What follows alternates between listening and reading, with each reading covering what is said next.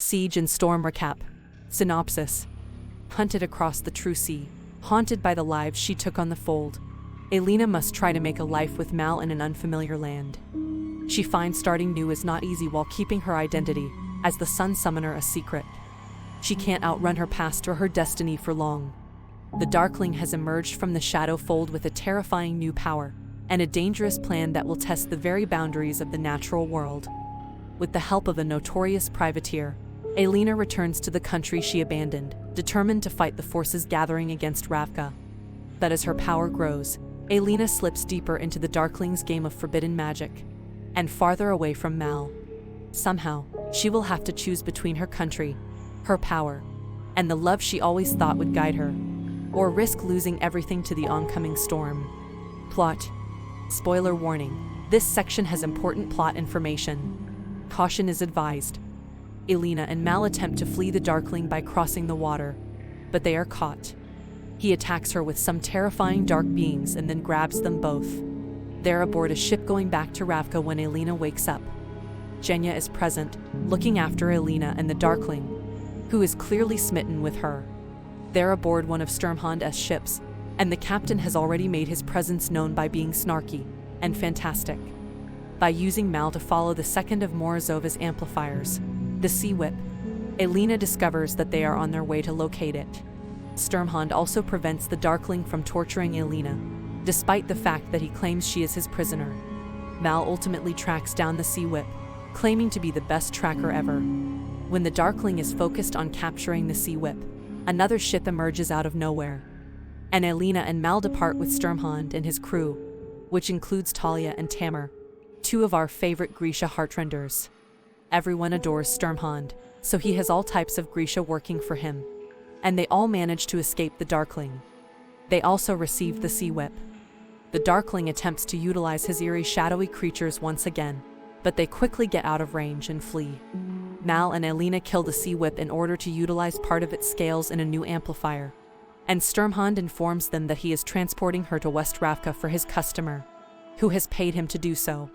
He may not be entirely trustworthy, because she needs all the strength she can acquire to combat the Darkling.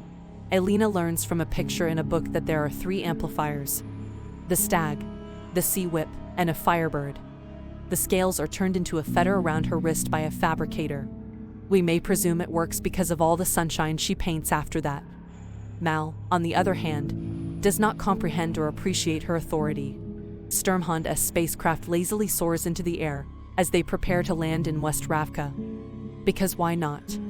They do, however, wind up in the shadow fold. They're having a slaughter for fun to murder some Volkras, but things go bad and they crash. Fun fact, Sturmhand's face transforms and he becomes rather attractive. He also turns out to be Nikolai Lantsov, Ravka's second prince. Alina strikes him epically when he informs some troops he brought the Sun Summoner home. Nikolai, Sturmhand explains that he is assisting his nation and invites her to accompany him back to Os Alta, since she is Ravka's last chance. He wants Alina to become his queen by uniting the First and Second armies. Alina decides to accompany him, but she refuses to marry him. She aspires to be the commander of the Second Army. Alina also learns that she has been dubbed a saint by the whole nation of Ravka. No pressure here. Nikolai kisses Alina to appease the mob on their way to Os Alta. He also has feelings for her. When they return to Os Alta, the king and queen are visibly overjoyed to see their son. And despite his reservations, the king names Alina as the Second Army's commander. The Grisha don't want to listen to her, but who cares when Alina transforms into a badass and forces them to.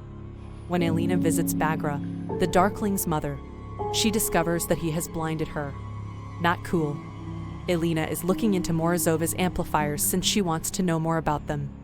Her darkness is also increasing. Things turn ugly when Alina, Mal, Talia, and Tamer go to a party outside the castle, and they have to escape. They run across the apparat, the one who's been spreading tales about Alina being a saint, while they're outdoors. He invites her to join him in order to strengthen herself, but she clearly rejects, despite the fact that he claims to have information on Morozova. Mal becomes even more irritable. When he kisses Alina, she notices the Darkling again, which irritates Mal. Nikolai continues to be fantastic, and I'd want to include all of his lines here, but you'll have to reread the book to find them. But, really, they're the absolute greatest. He does, however, inform Alina that he wants to kiss her again, and she agrees. He, however, does not. Mal is still a jerk who wants to fight Grisha. When Alina goes to see him fight, she notices him kissing Zoya and smiling. Mal and Alina had a disagreement because Mal complains about being common and wants to be normal again, but Alina is unable to do it. Then she sees herself kissing Mal, but she kisses the Darkling instead. Poor thing. Because Alina is losing her mind, she chooses to leave the city gates, where she is almost assaulted by everyone who is throwing themselves at her because she is a saint. Talia and Tamar rush to her rescue. Talia gets furious with Mal for not showing up and almost chokes him. They believe there may be clues concerning the Firebird near Alina's house, so Mal will investigate. Nobody truly cares. Alina, on the other hand, does something. Nikolai's birthday arrives, and we realize just how foolish his brother is by learning that he negotiated a deal with the Fjordans in the north and opened the routes, allowing the Darkling to arrive. He is, after all, Nikolai's brother, meanwhile, is killed by the Nishavaya.